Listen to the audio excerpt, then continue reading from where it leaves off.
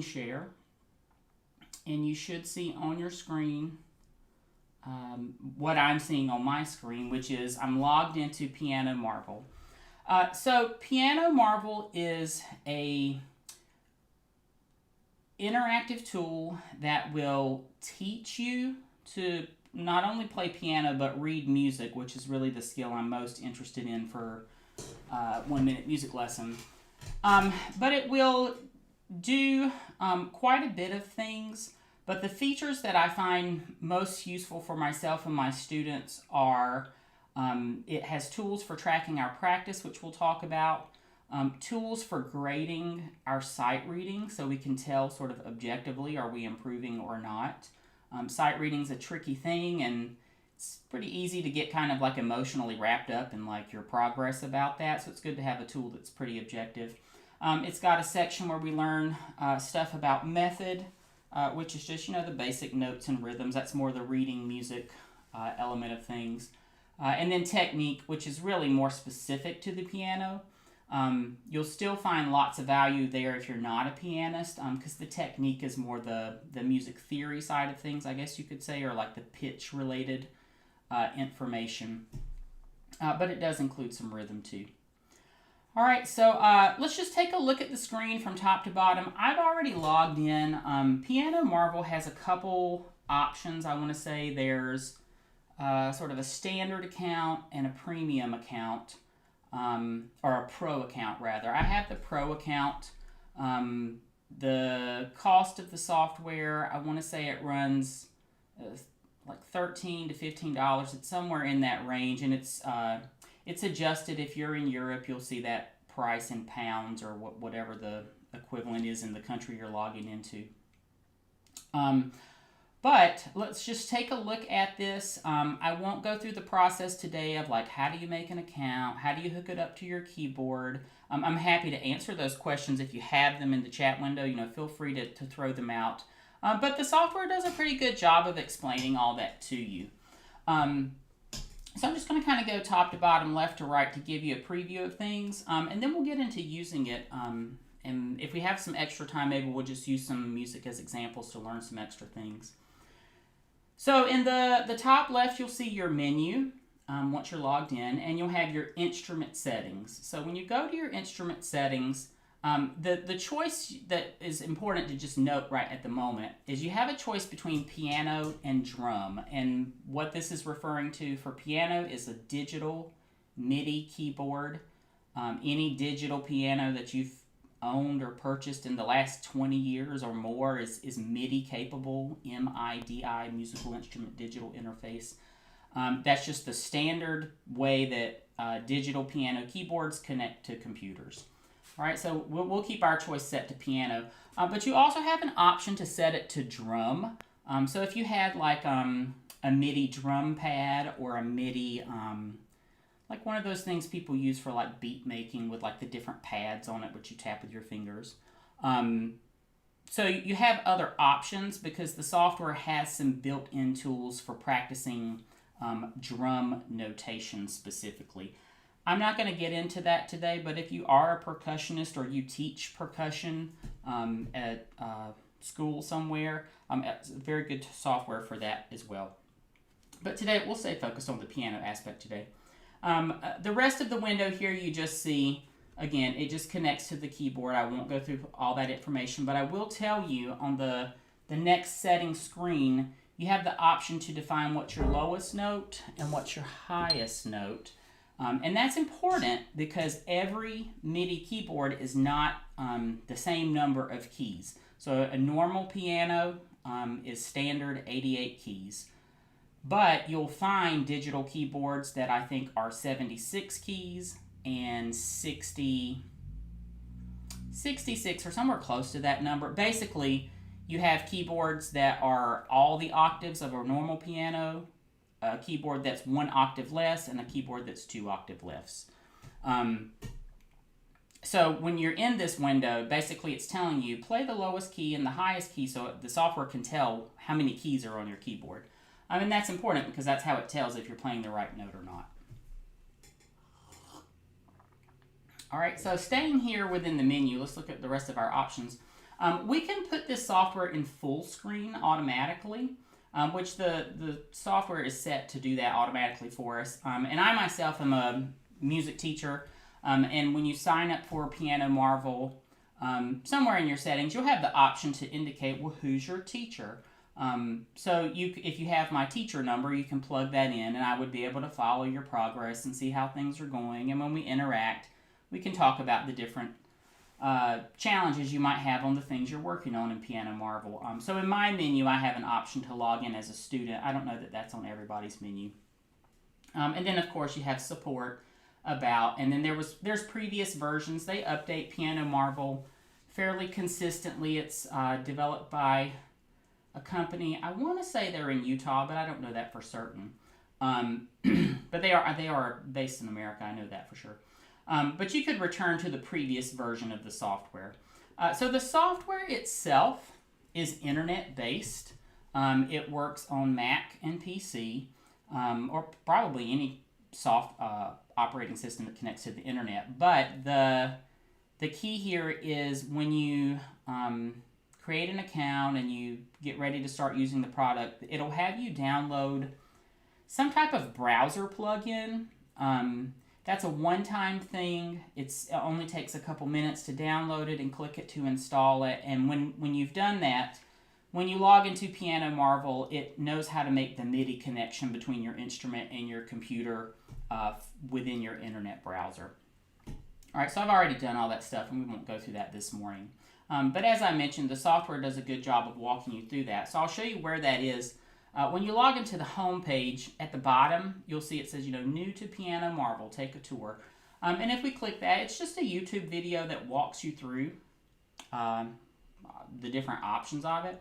And I won't play that for you. It's just a 3-minute quick tour. Hey everyone, today we're going to give you a quick tour. Sorry. But it'll walk you through a tour of the software, pretty similar to what we're doing this morning. And then they also have videos that will walk you through setting up your MIDI instrument. So you'll see here, need help, watch this MIDI setup video. And that is useful. If you've never done this before, used a computer to learn music reading or piano, it's very different than having like a live instruction with an instructor. I don't know that it's better or worse. All that's pretty dependent on your skill level, who your teacher might be, what kind of computer setup you have, how your physical arrangement of your space is. But I will say, for me, using the computer to learn to play has one major advantage, which is it's objective, so it's scoring and measuring things digitally. So I mean, it just is what it is. But beyond that, it gives you instantaneous feedback, which is also, when I say objective, like for me, there's no like emotion in that. So if you've taken music lessons before, it depends on who your teacher was. I've had wonderful teachers, and I've had teachers that were not my favorite. But there's an element of emotion that comes into learning and building musical skills, because you're being assessed by a teacher in real time, right on the spot. And that doesn't work well for everybody. Some people are fine with that. Some people have times where they struggle with it and times where it's fine. They don't mind it at all. But the computer software is great because, it's just a computer. It's measuring you, but, there's no judgment there.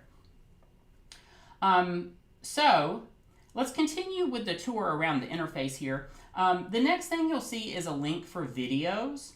And like I said, there's a quick tour. This is a couple minutes. But then every function of the system pretty much has a video to explain how it works, which is great. You don't have to dig out a manual or read a lot of stuff about it. Overall, the interface is extremely intuitive. I don't even think most people would need the videos, but they are nice for you. But you'll notice in the video section you can take a tour of the software itself. And you can also explore the music library, which we'll take a look at too. There's videos, again, on how to set up with your MIDI instrument. There's videos for teachers. So if you are a music teacher watching this review, this software, I love it for teaching piano, and I think many teachers would like it too. But it has a really nice alignment with their own PianoMarvel teaching method, which is pretty similar to other method books. You might be familiar with the publishing company Alfred puts out a pretty popular piano teaching method set of books for children or young learners. They also have a very popular all-in-one adult piano learning course from them, which is almost identical to the children version without cartoons. But PianoMarvel has their methods and technique broken into levels very similar to almost every other piano teaching series you'll find. But they have videos for teachers to sort of prepare you to use the product as well. The last thing you'll see here is the SASR, which just stands for Standard Assessment of Sight Reading. And this is the scoring method they use for testing your sight reading. So they go through and explain what that is, how does that relate to universities. This is used in a lot of university piano courses or piano labs. And then, it walks you through how do you take the test. Okay, beside that, moving on from the video menu, we'll see the instrument window. Again, and like I mentioned, there's the piano option or the drum option. If I click drums, it will switch the interface. And now we'll have items in the library, in the method and the technique cabinets for drums, etc. But today, again, we're just going to stay focused on piano. Okay, as we continue through the rest of the interface, just in the menu up top, right now you're looking at the dashboard. So the dashboard contains just what you see here, the number of minutes we've practiced this month. It tracks whenever we're actively playing along with an example, it's tracking that time for you. It has a spot to set a goal. So if you're working with a teacher or if you're just doing this by yourself, it's always nice to just set a goal so you have something to work towards. But this allows you to track how much you've practiced and how close you are to your goal. Beside that, you'll see the number of days that you've practiced as a streak, which you just, if you practice 7 days in a row, the little 7 will light up. 14 days in a row, the 14 will light up. It'll tell you how many days currently in a row you've done, and then what is your longest streak, which is, I like that feature because it gives you something to aim towards. If your goal is to practice more and work on a particular skill, that's just a nice feature to be able to track your streaks. I don't know if you're into like habit tracking. I certainly am. Lots of people use this streak method for tracking their habits. Below that, you'll see a link to your song library. So that is going to take you to the music library where you can choose music to play from, and it tracks which songs you've played and the score you've gotten on them if you've done the assessment component. Beside that, you'll see the sight reading. Again, this is that SASR or Standard Assessment of Sight Reading score. So it'll track your score, and we'll dive into that in just a little bit. But it's just nice to see that right on the interface at the beginning. The next two sections, the method and the technique, these kind of look like bookshelves or something. When we open them, we'll see how that works. But these are sort of like, I guess they call them trophy cases. There's different levels within each one, and each level sort of represented by a trophy. And when you complete the level, you've earned the trophy, that's just fun for most people. Beyond that, you'll notice there's a rank here as well as in the technique. So of all the registered users of the software, you'll see how does your rank compare to the rest of the users. So I'm going to click on that one just because I find that a little bit interesting. And we'll see here all the names of the people that are registered students, how many points they've earned, what is their rank, what is their completion percentage of the method trophy case or the technique trophy case. PianoMarvel does lots of fun things to kind of keep it interesting. So they have different levels of clubs. I think that's geared more towards children and young learners, but I think that's just as fun for adults too. If you have a goal of saying, I want to get into the 10,000 club, you work your way up to that rank. All right, but again, just a tool to help you understand, how are other users of the software comparing to yourself. And it gives you a way to sort of objectively track your progress with the point system here.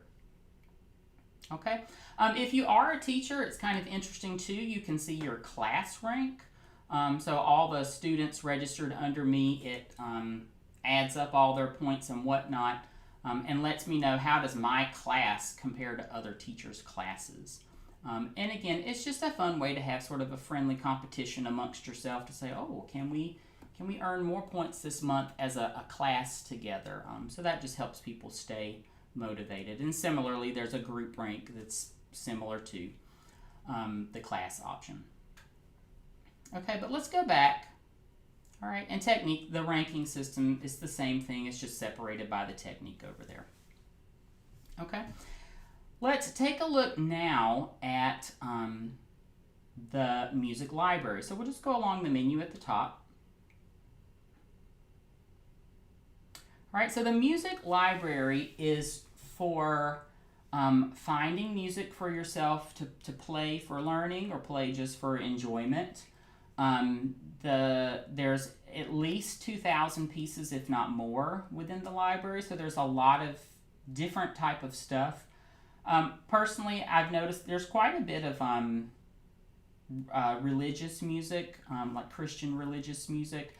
And I don't know the particular reason behind that, but typically we'll find, and there's tons of classical music, we'll find tons of classical music, and at least in America, you'll see lots of Christian religious music, primarily because this music was all written over 75 years ago, which puts it into the public domain, so people don't have to pay licensing fees for things like that. That doesn't mean all of these are license free, it just means a lot of them are. But, regardless of that aspect of it, they're good pieces just for learning the instrument, and many people will enjoy this music, whether you're religious or not. The software itself has filters along the side, so it's kind of easy to browse the catalog. Of course, you can search up top. So recently I was looking at Somewhere Over the Rainbow from The Wizard of Oz. So you could search for it and it finds it right there. Also, you can search by composer. So on last week's call, on last week's Zoom call we looked at Debussy's Clair de Lune, and that's in here as well. And you'll find some pieces, this is a good example of that, some pieces will have multiple skill level arrangements. So if I click on Clair de Lune, you'll see there's an easy arrangement, and then there's the advanced or original composition from Debussy, which is really nice. I like that because it gives people that are learning the piano or learning to read music the opportunity to interact with classical literature from the past at a skill level that's appropriate to them. So let's just take a look at them so you can compare. Let's take a look at the original version of Clair de Lune. We'll load that up. And Clair de Lune is, I want to say that's in D flat major. Let me load this up here. Yeah, in D flat major. You'll notice like I said, it's the original piece from Debussy, so it's the skill level of that piece. This could be very intimidating to you, especially if you're new to the instrument. This is clearly an advanced piece. It is not a beginner piece. I think PianoMarvel lists this as like a level 9, which would be, probably advanced under most piano teachers would label it that way. You might label it intermediate. I would call it advanced though. But you can see this is a challenging piece. That's not for everybody. It's certainly not a starting point for most people. So let's take a look in comparison to their easy version.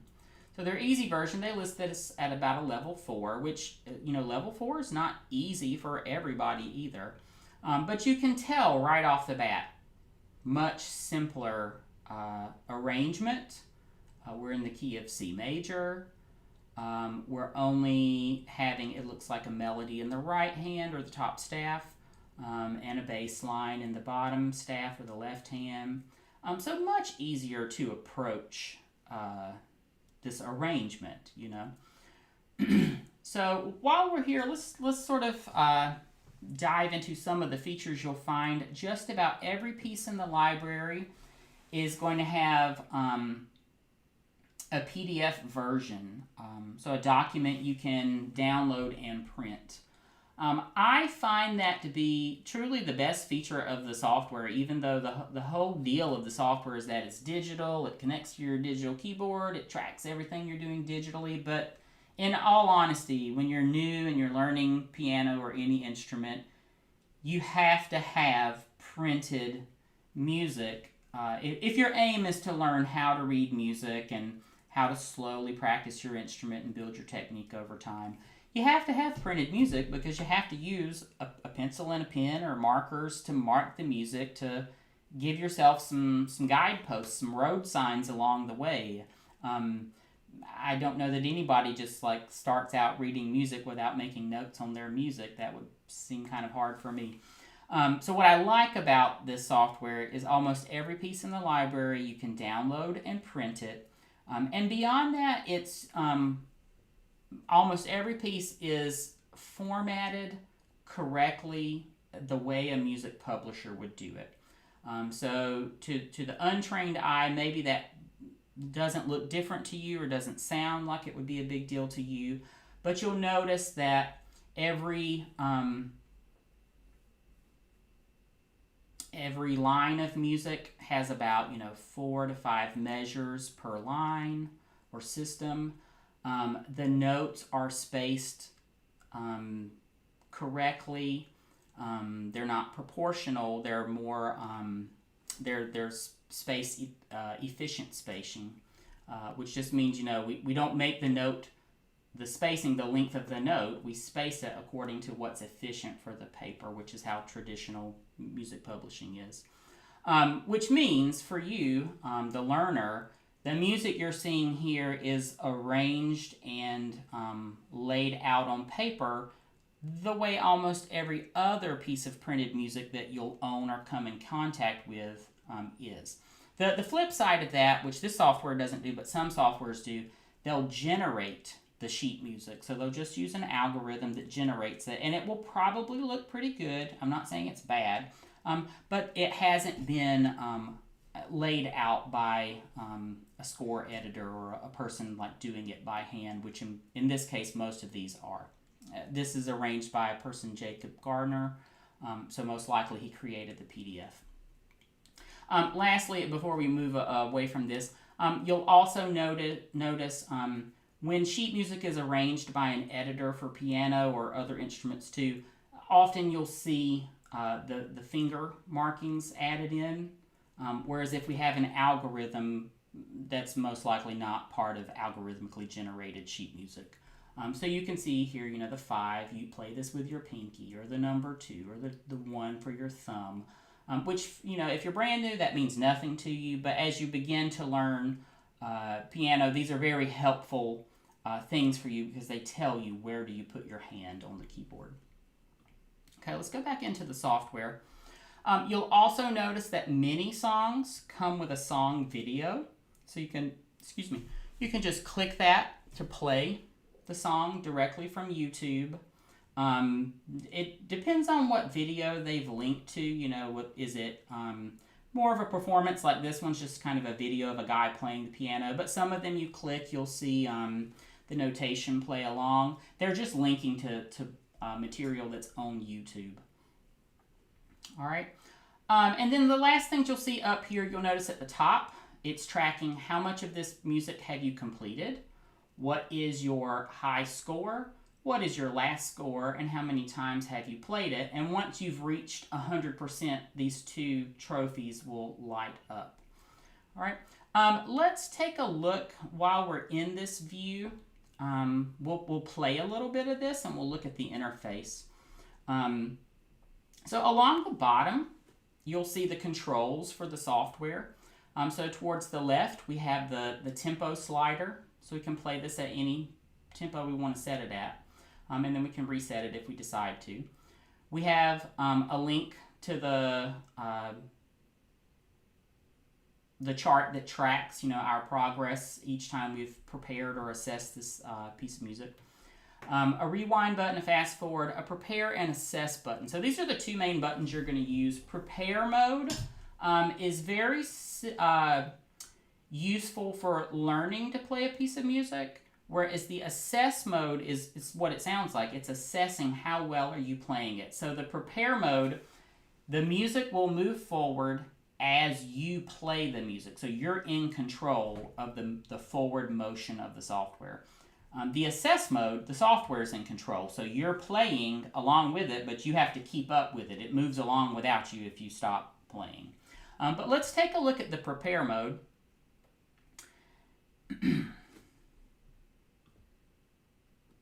And let's just make sure. So once the prepare mode starts, you'll see that highlighter. I'm going to arrange myself to get a little more comfortable.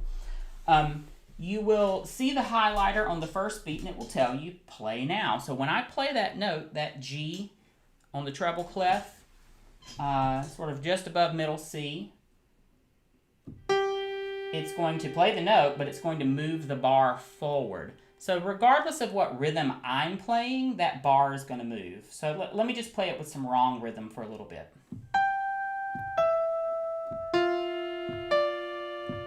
So you'll see it's just moving along. It doesn't matter if I'm playing the rhythm correctly or not, which in this case I'm not. I'm just playing sort of a beat per note.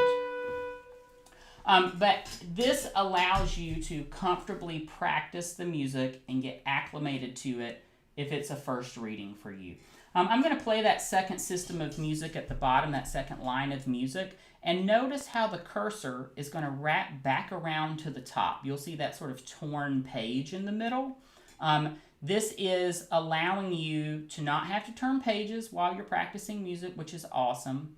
And it's also letting you know, once you've played this bottom system, look back up top. It's allowing you to prepare to play the next section because it's showing it to you in enough time for you to look at it.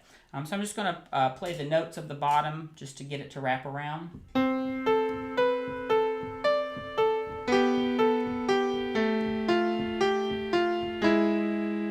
right, and you'll notice sometimes if you're playing along, the software is really good at capturing are you doing it correctly or not. Occasionally it will, if notes are sustained, it might get off a little bit in the prepare mode, but not often. But you do have to play it very accurately for it to track that. All right, so we'll keep going.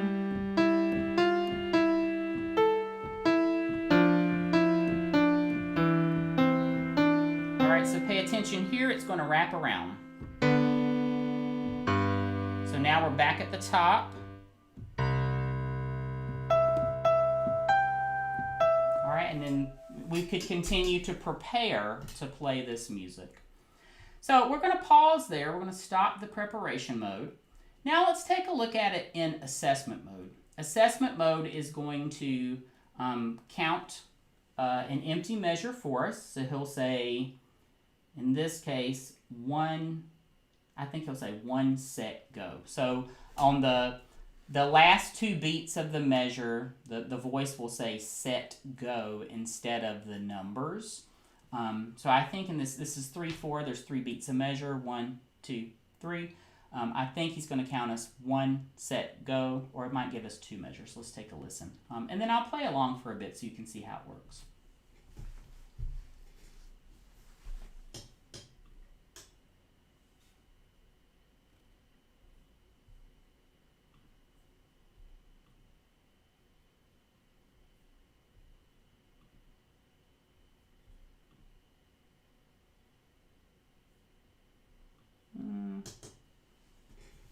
I could be running into a technical issue here. Let me just close this out and give this another try.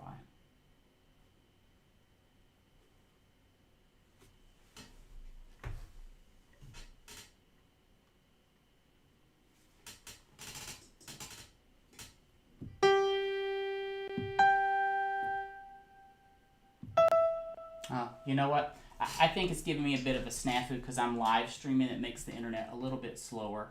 But that's okay. That won't bother us for today. The thing to know, that's okay. It's giving me an error there, but that's live streaming and doing internet related products can cause a lot of problems. So I may have to record that and just upload that to YouTube. So let's just give that another try. I'll give that a moment to reload. All right, we'll look at some other things just to give it a go so you can see how this is working. So the music library, again, there's probably 2,000 pieces or so. You can filter things by skill level. You can filter them by arrangement, like solos and duets or band music. You can filter them by genre, which for me is the most useful filter, depending on your skill level. But like if it's holiday season and you just want to play some Christmas tunes or something, it's easy to filter by that. Or if you're in the mood to just play a jazz tune, something of that nature. All right, so the filters are nice for that kind of thing. And each piece is labeled with its level. Or alternatively, if you know you're a beginner, you could just limit it to beginner pieces. All right, and then beyond that, filter into that. So maybe you just want to see some popular songs that are arranged for beginners. So some examples might be A Million Dreams from The Greatest Showman.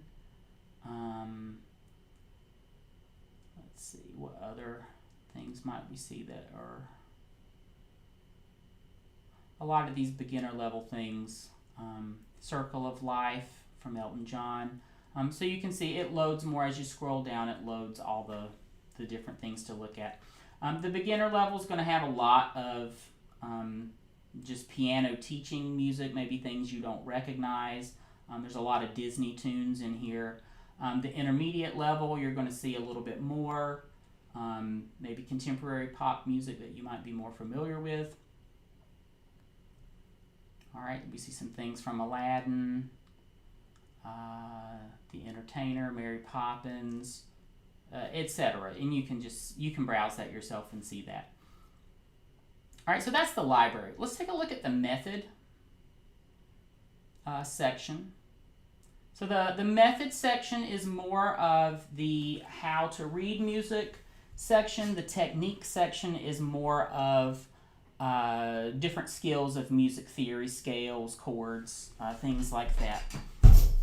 But let's take a look, just browse through this. So the piano method, like I mentioned, this is in alignment with their own method book series. So I'm going to open, they link you to a copy of their method book, PDF format, so you can download and print it right on the spot. You can just tell the quality of this is better than the average computer software you run across. It's got a table of contents at the beginning. Everything is broken into different levels that are appropriate levels along your sort of learning path here. You can track your score, the day you do it, all that kind of thing. But let's just take a look at some of this. So the method will teach you the elements of music and music reading. So if you don't know them already, you can learn them along with the software.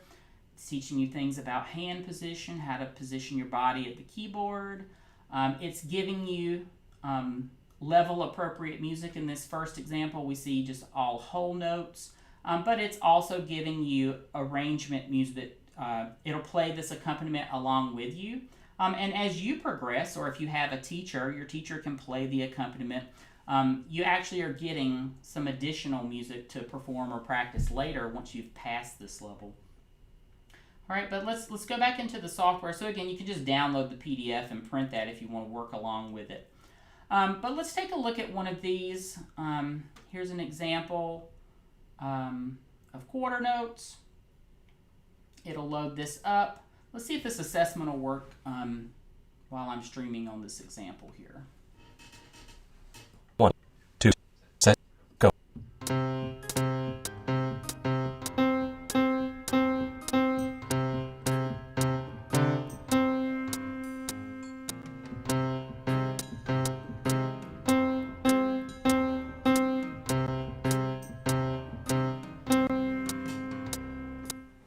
right, so it's done the assessment. It's marking where I've played it correctly, where I've made mistakes are in red.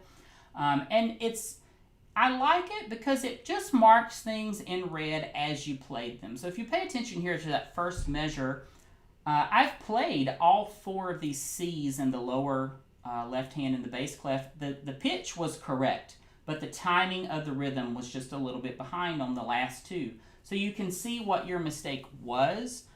The software will score you objectively, so if it's not the right pitch at the right time, you don't earn the point for it. But you can know for yourself, well, how much was I off? Was I really just off a little bit? So you can have a sense of how are you comparing to the algorithm that's measuring you. All right, as I mentioned, it will track your highest score and then your most recent score or your last score and how many times you've played it. Let's do this one more time. There's a bit of a lag and a delay as I'm doing this with the live stream, so it's a bit hard to keep up with the tempo, but let me give that another go. 1, 2, set, go.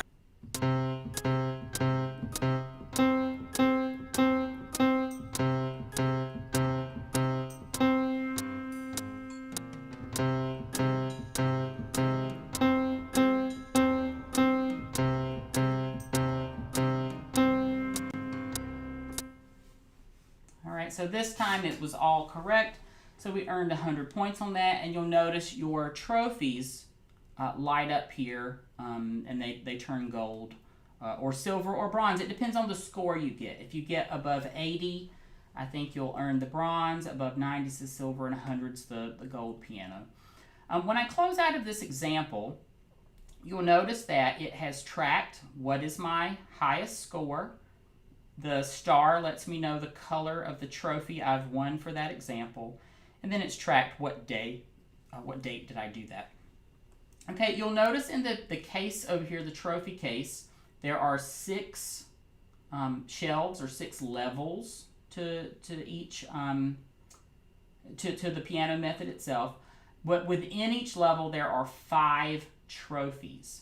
Within each trophy, you'll notice there are different examples that you have to do. So this first trophy, there's 20 examples to complete, and once I've completed them, it'll turn this trophy to whatever color's appropriate. If I earned, say 85% on everything, I'll earn a bronze trophy. But your aim is to earn a gold one. Once you earn all your trophies, your stars at the top will light up, but it takes a long time to earn all the trophies. So level 1 is super beginner. If you've never touched a piano before, level 1A is perfect for you because you don't know anything yet. But let's say you've had a couple years of piano lessons, but your aim is to improve your sight reading skills. You might be starting at like a level 3. You might be starting at a level 4. Let's look at an example of level 3 just so you can get a feel for it. All right, so we're getting a little bit more complicated. We've got 2 hands working at the same time. It's not terribly difficult music, but that could be the skill level you're at right now. But it continues up. So if we look at the highest level of skill, it's starting to get a bit more difficult. And the pieces progress. I love this software because for me, so I've played piano a really long time. I started at 5 years old. I'm about 40 now.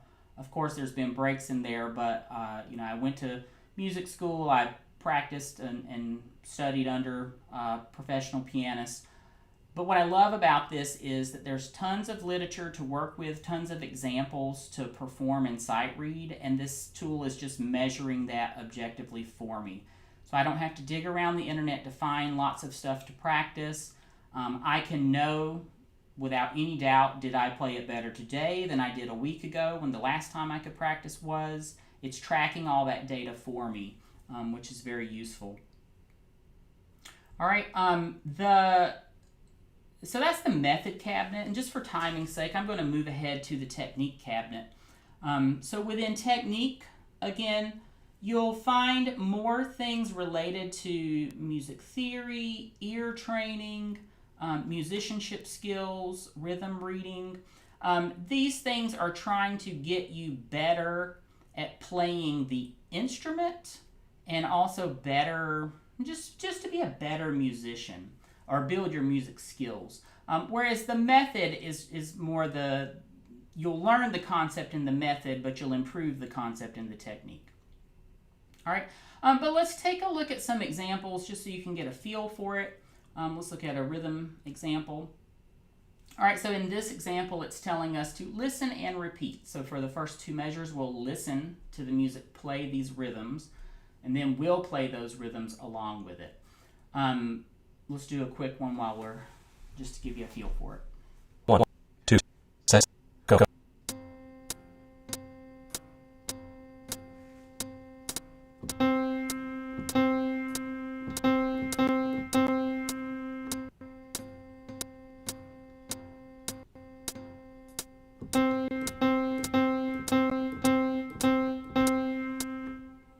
All right, so it's going to measure that and see how we did.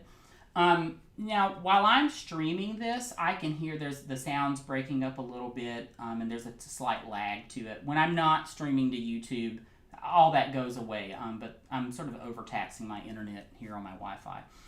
But you can see here, this was an example where we listened to some music and then we repeated it. So that's sort of a form of call and response or imitation method of learning. All right, as we continue through the technique cabinet, we have lots of other things to learn, but we're doing some ear training, we're doing some rhythm, we're learning some warm-ups.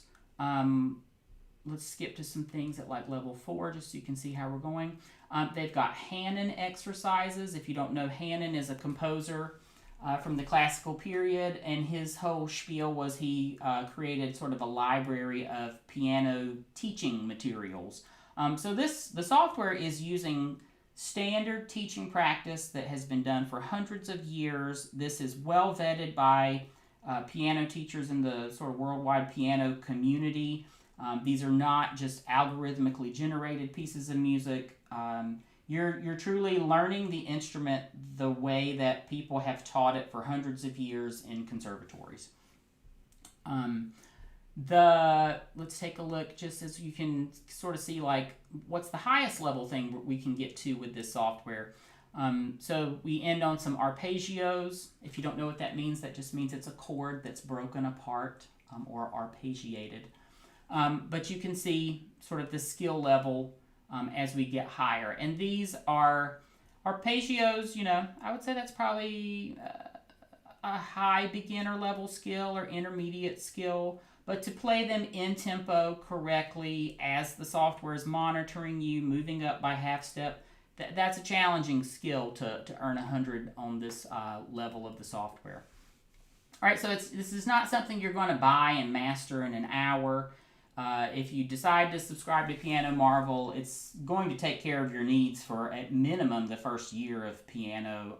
But I would wager most people would take probably 2 years to get through all of the material available at a pretty diligent pace. But that's up to you. That's neither here nor there how fast you progress. It's more about, is the software serving your purposes? And for most people, I think it will. Let's move on to just take a look at the rest of the software. At the top, you can see the SASR area, the Standard Assessment of Sight Reading. So along the left side, you can see where is your sight reading in comparison to other people. So the highest you can earn is 1900, and an early beginning student should be getting about a 189. I've taken this recently and my score was 689, which puts me between like an advanced level and piano major beginning teacher level. If I practiced a little bit more diligently, I'm sure I would get my way up to about 1100. But that's the purpose of the test. It gives you a really nice objective score. Let's take a look at the test just so you can see what it's like. It lets you choose what levels. So these correspond to the method and the technique and the music library levels that they have you learning. So when you begin, you would click level 1 to 2. All right, it's going to give you some music to look at, but when you're ready, you just hit the play button and you follow along. I'm going to play 2 of these examples. And you'll see it progresses automatically. Notice in the top right it says song will start in 5 seconds. So it gives you some time to look at it, but then it's going to measure you. So here it goes. 1, 2, set, go.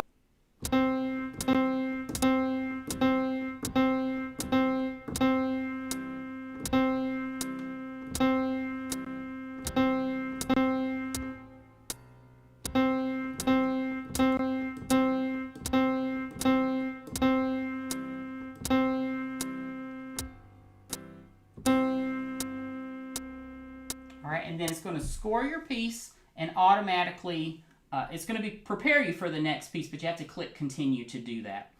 All right, so when you do that, it'll go to the next piece. I'm going to play this one wrong on purpose so you can see what happens. 1, 2, set, go. All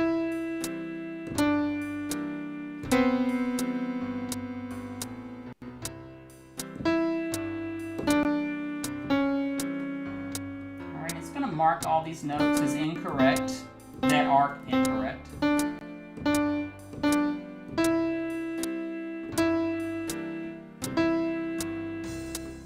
All right, so you'll notice it will score, it will mark those things, and then in the top left corner, it's going to say, you stay above 80%. So the way this test works is once you get 3 strikes, the test is over. So you're going to play as long as the test will go, but every time your score is below 80, it'll give you a strike, and then it stops the test. All right, let's continue on one more just so you can see another example. All right, and then I'll go ahead and close this one out.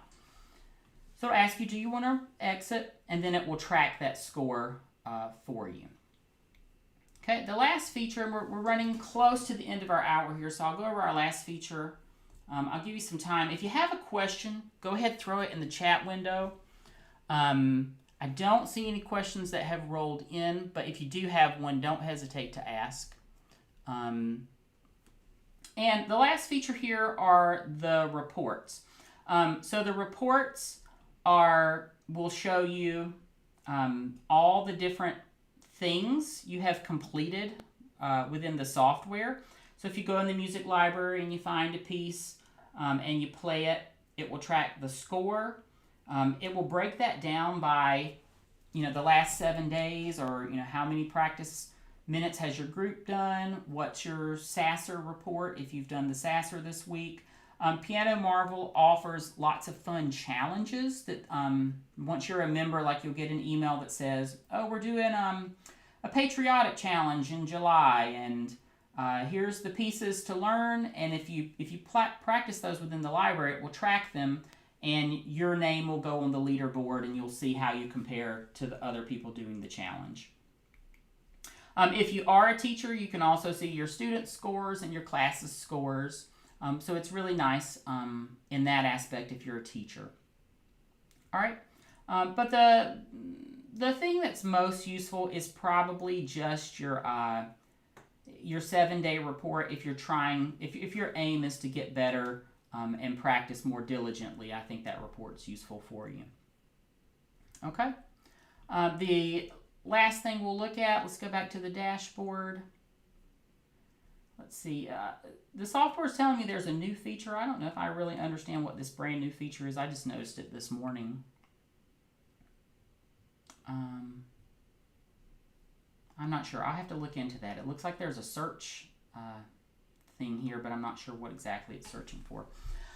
The last thing I'll highlight for you is just sort of the goal setting aspect. So you can set yourself a practice goal every month. All right, and then you can pre-populate next month if you want to do, if you're getting near the end of this month, put in your next month.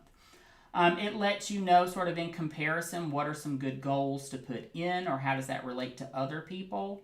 That's a personal choice, or between you and your teacher what's appropriate to you. But I like that it tracks how many minutes have I practiced with the tool compared to what is the goal. And again, the tracking of that only happens when you're actively playing the keyboard. So if I open this and it just kind of sits here, it's not really it's not doing anything.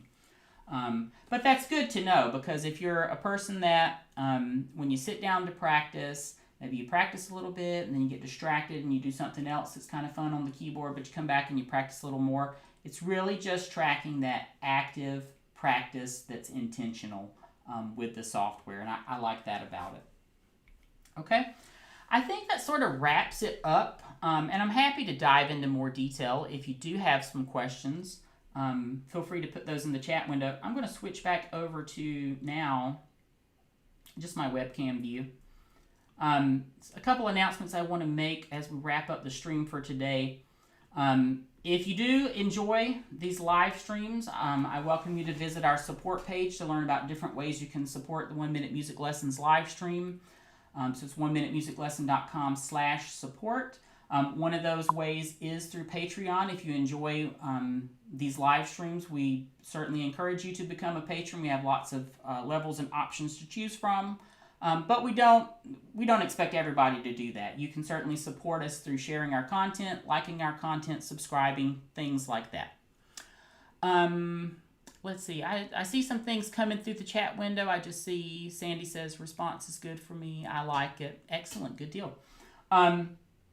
We try to do these live streams every week, Saturday at 10 a.m., but we're just experimenting this month, the different times, different days. In October, we'll probably switch it up just a little bit. I recommend, if you like anything you see on the live stream, visit our toolbox, so 1minutemusiclesson.com/toolbox.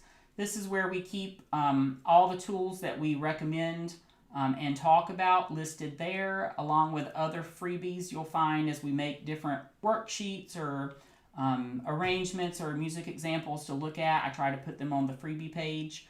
I see a chat coming in. David's asking, "Hi Leon, I downloaded the app this week and I'm using it on an iPad, which is convenient because I can set it on the keyboard stand. So far looking great." Yeah, good point, David. PianoMarvel does also come with, there's an iPad version. So if having your laptop sort of balanced on your keyboard's inconvenient for you and you have an iPad, that's a great way to do it. Sandy's asking, "Oh, how can I sign up with you as my teacher?" Sandy, that's a good question. I will look forward sometime this week. I'll send an email out to my newsletter about that. It's relatively simple. I just give you the number and you plug it into PianoMarvel, and that gives me access to your data. But as far as like interacting one-on-one as a teacher, I'll need to put some of that material together on my website. So just stay tuned to the newsletter. I'll send that out sometime later this week. But great question. Thanks for asking. I'll tell you, my aim this month has really been to get a pulse on the folks subscribed to my newsletter, because what I'd like to do is put together some group classes. I find it much more interesting and fun, especially for adult learners, to interact over Zoom as a group and learn together. But I'm sure I've done individual lessons over Zoom in the past as well, which can certainly work out. So just stay tuned to the newsletter for that type of thing. As we continue to scroll through some of these options here, like I say, we're trying to do this every week, but pay attention to our events page. If I always send these things out to my newsletter, but I list them on our events page when we're going to have live events coming up. And as I was mentioning, our toolbox, I list all the software that I promote. In full disclosure, I am an affiliate for PianoMarvel. So, I mean, you can certainly take that into consideration if this is something that interests you. But I'll throw a link up on the screen real quick. If you haven't done so already and you'd like to get a free trial of the software just to try it out for 30 days, there's a typo there, but you'll get a free 30-day trial of PianoMarvel. If you just go to my website and on the PianoMarvel page, so 1minutemusiclesson.com/PianoMarvel, you'll see a link to a free trial. That'll just fill in the affiliate code, so you'll get that 30-day free trial. Sandy's putting another comment. Okay, I won't help with others is better than alone. Yeah, I agree. I like group piano lessons. I don't know if that's kind of a new concept for a lot of people, but it's very common in colleges and academic settings where you'll have what's called a piano lab. Maybe you'll have between like 8 and 16 people. Everybody's at a keyboard. They're all playing along. The teacher's helping everybody. It just keeps it a little more fun and interactive. It's less pressure than individual lessons where you're sort of on the spot for the whole time. But, different strokes for different folks.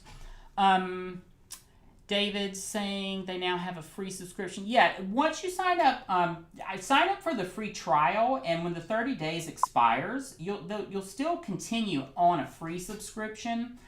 The free version does become somewhat limited. I think the music library is not available in the free subscription, but it's been so long since I've seen that aspect of the software. I'm used to the pro version. The pro version, I think, runs, if you buy an annual subscription, maybe it's like $110, somewhere in that ballpark. For me, it's well worth that investment, but it's different for everybody, what's appropriate for you. I think month to month fits the bill for the average person more so than an annual subscription, but there's a big savings if you do it annually.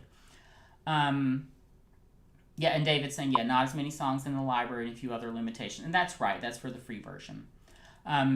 Sandy's commenting 15 is very reasonable. Yeah, if you compare this to just sort of standard in-person piano lessons, which I don't know your status in dealing with the coronavirus, but certainly in my area, I'm sort of south of Chicago a little bit. We're certainly dealing with it, so we're not doing in-person really. It's very limited in-person activity right now. But I can remember when I was younger, I paid $25 an hour for piano lessons, and this was like in the 80s, so, think about inflation. But $15 a month is certainly reasonable for a product this quality. I'm very comfortable recommending it at that price point. There are lots of other piano softwares you'll find out there that work with the computer, and some of them look more slick than this software. There's one I'm really looking into right now that I like the look of it, called Flowkey, but I haven't really fully vetted it yet. But I think the thing I haven't noticed yet in Flowkey, I don't know if they've changed it, but you can't print the music. You can't download like edited PDFs. I think it may have an option to algorithmically generate it, which it's okay, but it's not great. But I think they skew more towards the popular music side of things, that's fun and cool, and there's nothing wrong with that. But I think if your aim is to read music and improve your piano skill, I haven't found anything better than PianoMarvel, but I'm all ears. If you are out there and you're watching this and you find something you do think is better, throw it in the comments, because I'm always looking to find what are the best tools. In our music toolbox on 1minutemusiclesson.com, I really only keep a couple items there because I think they're the best of the best, and that's all I'm interested in promoting. Okay, so we're at the end of our hour. I'll just sort of leave up our rotating third here. If you're watching live, I appreciate you following along and putting your questions in the comments here. I'll continue, again, like I said, doing these weekly live streams. This is our first one we've done on YouTube in a really long time. It's been years since I've done YouTube live. But I think the software's gotten better over time, and the setup I have has gotten a little bit better over time as well. So if you've enjoyed today's show, visit 1minutemusiclesson.com. You can sign up for our newsletter to stay updated on new events. And again, if you're interested in that free trial of PianoMarvel, 1minutemusiclesson.com/PianoMarvel, you'll get a 30-day free trial. All right. Thanks, Sandy. I see your comment. You did a great job. Thank you. So that's it for today. Thanks for joining. I'll send out a link to the replay to the list, but I encourage you to join us for future live events if you'd like to interact live in the chat window. All right. Thanks so much, everybody. Have a great day.